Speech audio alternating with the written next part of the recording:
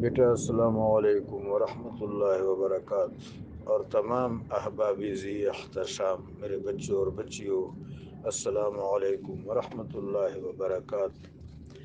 قبض و بسط آپ سب کے علم میں ہے کہ اللہ تبارک و تعالی جل شانہ کے اسماء حسنہ میں سے ایک نام القابض ہے، جس وقت چاہے چیزوں کو قبض کر دے، روح قبض کر دے، چیزوں کو قبض کر دے۔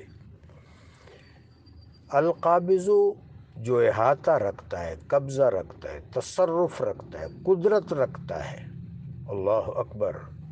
اور الباسط بسیط کرنے والا، چاہے تو روح کو بسیط کر دے، چاہے تو آسمان کو بسیط کر دے، چاہے تو زمین کو بسیط کر دے، چاہے تو رزق کو بسیط کر دے۔ الباسط، القابض، الباسط اسماء حسنہ میں سے ہے، اور یہ دو اصطلاحات تصوف اور طریقت میں بھی لی گئی ہیں۔ سالک جب احوال میں ہوتا ہے تو اس موقع پر اگر اس کی کیفیت میں انابت اللہ، رجوع اللہ، ورع اللہ، سیر اللہ، سفر اللہ کی کیفیت میں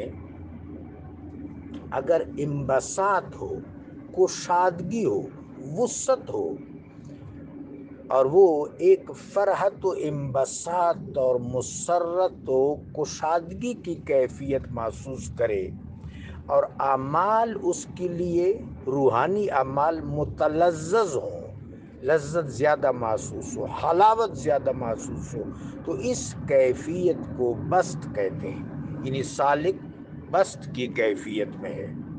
اور اگر وہ اعمال مجاہدہ کے ساتھ با تکلف کرے ضرور، لیکن مجاہدہ کے ساتھ اور با تکلف کرے تو پھر اس کیفیت کو قبض کہتے ہیں۔